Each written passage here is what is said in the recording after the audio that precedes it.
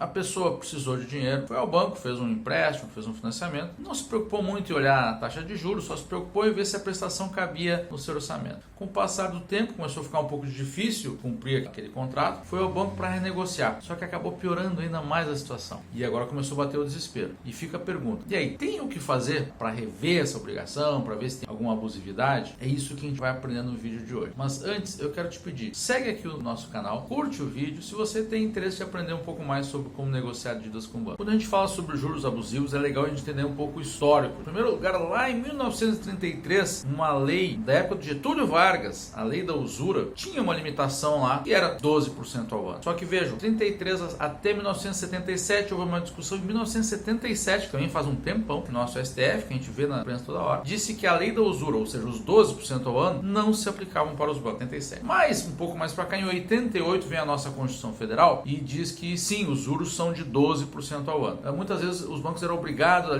se limitar a 12% ao ano, o judiciário limitava isso. Só que em 2003, olha só como o tempo vem passando, se revogou, acabou o artigo da Constituição Federal que limitava os juros de 12% ao ano. E aí em 2004 começou a se fixar critério que vale até hoje. E é basicamente o seguinte, os bancos podem cobrar as taxas de juros que estejam pelo menos próximas à média do mercado. Um pouquinho mais, um pouquinho menos, mas não pode se afastar muito da média. E quem é que diz qual é a média? O Banco Central recebe as informações que todos os bancos passam para o Banco Central, são obrigados a passar mensalmente e faz essa média. O resumo da história é um mercado que dita qual é a média e o Poder Judiciário faz um certo controle para ver se não tem nenhum banco que está muito distante dessa média para daí readequar aquela condição daquele contrato. Eu vou inclusive deixar o link aqui para você, para onde pesquisa isso no Banco Central, para que você possa ver como é que funciona. Mas o que é importante saber é o seguinte, olha só, como regra, os juros não são abusivos, isso é para ser a exceção. Também o critério para fixar o que são juros abusivos não é lá muito objetivo. Essa coisa da média, se afastar da média. Mas quanto da média? Não tem um critério objetivo. X% acima da média é abusivo. Sempre vai depender do exame do caso concreto. Claro que tem algumas tendências. Então, assim, é muito comum que se considere juros abusivos aqueles que superam até 50% da média. Mais do que 50% da média. Ou uma vez e meia. Mas isso não é padrão. Tem situações que se considera só se for 2 vezes acima da média, 3 vezes acima da média. E também tem situações que consideram um patamar menor. Às vezes 20% acima da média já é considerado abusivo. Então é importante que você entenda que tem uma variação aí e a gente precisa estar atento a isso. O interessante é que tem muitas decisões que não são lá muito consistentes nem muito técnicas. Imagina a seguinte situação. Um determinado contrato que a taxa média de mercado é de 2% ao mês. E aí um determinado contrato está cobrando 4% ao mês. Ou seja, 2 vezes mais. Ou ainda 100% acima da média. E aí uma decisão judicial considera, é abusivo. Aquele juiz entende tudo que for acima de 50% acima da média é abusivo. Ou seja, se o contrato, nesse exemplo nosso, se a taxa de juros fosse até 3%, ele não consideraria abusivo. O que a gente poderia pensar? Bom, então tá, se a média é 2, se até 3 não é abusivo, está cobrando 4, então, nesse contrato, o juiz autorizaria a cobrar 3. Mas, de fato, o que acontece nessas situações é que os juízes, na grande maioria, mandam adequar a média do contrato. Nesse meu exemplo, 2. Então, assim, isso até tem uma certa inconsistência, mas isso até favorece aquele que busca o Poder Judiciário para ter reconhecida a abusividade no seu contrato. Bom, agora que você já entendeu um pouco melhor como é que funciona essa dinâmica aí dos juros abusivos, vamos falar de algumas dicas bem práticas, como é que a gente pode lidar com isso. A primeira dica é assim, antes de fazer uma contratação, faça essa pesquisa, vou deixar o link, e vá conversar com o gerente, com o representante do banco, trabalhe em cima dessa média. Se, por um acaso, o seu gerente está lhe cobrando uma taxa maior, demonstre, olha aqui, eu pesquisei, a média do mercado é essa. Funciona mais ou menos quando a gente vai comprar um carro e a loja equipara com a concorrência, sabe? Alguma coisa nessa linha. Então essa é uma dica importante, né? Nem sempre vai funcionar, mas funciona. Muitas vezes funciona sim, né? Então essa é uma dica para você. Vai conversar com o gerente do banco com uma informação prévia. Você tem uma ideia qual é a média do mercado. Não está tão fora do seu controle da situação. Entende? Essa dica da pesquisa da média de mercado também funciona se você já contratou e se você precisa renegociar a sua dívida. Leve essa informação também e procure usar a mesma linha de argumentação. Muito importante. Cuide para não piorar a situação atual que você tem. Dar uma garantia adicional, vincular um imóvel, fazer coisas desse tipo, vai acabar piorando a sua situação. Se puder contar já nessa fase com a ajuda de um profissional para auxiliar nesse processo, melhor ainda. Próxima dica vem com considerar a possibilidade de uma ação judicial. Tomar cuidado com isso. Vamos trabalhar com essa ideia, um último caso, uma última hipótese. Porque a ação judicial tem demora, tem incerteza, tem dor de cabeça, é próprio da ação judicial isso. Então assim, a gente tem que fazer uma boa avaliação do custo-benefício de uma ação dessa. É importante que o seu advogado esteja bem informado sobre qual tem sido a posição atual do tribunal do estado em que você está. E a ação judicial serve, a famosa revisional bancária, serve para revisar as taxas de juros e também eventuais outras cláusulas abusivas que muitas vezes acontecem. Os juros não só os ditos remuneratórios, mas os moratórios, que é quando se atrasa, às vezes se cobra muito mais do que pode, se cobram tarifas que não são devidas, se faz venda casada de alguma espécie de seguro ou título de capitalização, por exemplo, que você não precisaria contratar. Então, uma ação judicial serve para revisar, para verificar se está tudo certo e se encontrar coisas que não estão certas, para botar nos trilhos como tem que ser. Tem uma outra dica também, que é bem específica, bem prática, que você pode trocar uma ideia com o seu advogado. Existe uma súmula 530 do STJ que ela diz basicamente o seguinte: se o banco não conseguir provar as condições contratadas, não apresentar contrato num processo judicial, automaticamente a taxa de juros daquele contrato vai para a média do mercado. A exceção, claro, se os juros que forem contratados são melhores, ainda são abaixo da média de mercado. Mas essa é uma dica prática e às vezes as pessoas não se dão conta. Uma coisa que eu gosto de repetir é que os bancos cometem muitos erros. Impressionantemente, os bancos cometem falhas, cometem erros, e é razoavelmente comum que os bancos não tenham mais o contrato, né? Então, se o banco não provou aquilo que ele está cobrando, não tem como provar que você se obrigou daquela forma para cobrar aquilo de você, essa espécie de penalidade que é a limitação à média de mercado. Claro, se a sua taxa for melhor que a média, aí não vai fazer sentido, mas é uma dica bem interessante essa também. E por fim, a última dica é a seguinte: uma ação judicial, desde que bem feita, bem planejada, bem conduzida, ela pode auxiliar numa saída negocial, na negociação que você vai fazer com o banco. E vejam, os bancos não gostam de processo judicial, os bancos não têm a intenção de ganhar processo judicial. Por quê? Porque processo judicial demora, processo judicial tem incerteza, o banco não gosta de demora, o banco não gosta de incerteza. Então é muito comum que os bancos acabem fazendo concessões para resolver o problema, mas também para eliminar um processo. Muitos bancos têm metas de redução do número de processos. Claro que isso não significa que vai se entrar com qualquer espécie de processo de qualquer jeito. Tem que entrar com um processo judicial que tenha fundamento. Isso você tem que avaliar com o seu advogado, tem que avaliar tecnicamente, que o processo judicial tem riscos, tem custos. Se você perder, você pode ter que pagar o advogado outra parte. Então você tem que avaliar a situação do seu contrato, os seus riscos patrimoniais, se realmente tem alguma irregularidade. Aí, ao entrar com a ação judicial, fique antenado que isso, na dinâmica da negociação com o banco, pode ser um fator a seu favor. Então é isso, pessoal. Eu convido vocês, renovo o convite para você se inscreva aqui no nosso canal para seguir aprendendo sobre a negociação de dívidas bancárias. A gente tem postado conteúdos com bastante regularidade aqui. É um prazer poder compartilhar essa espécie de informação. Um abraço e até a próxima.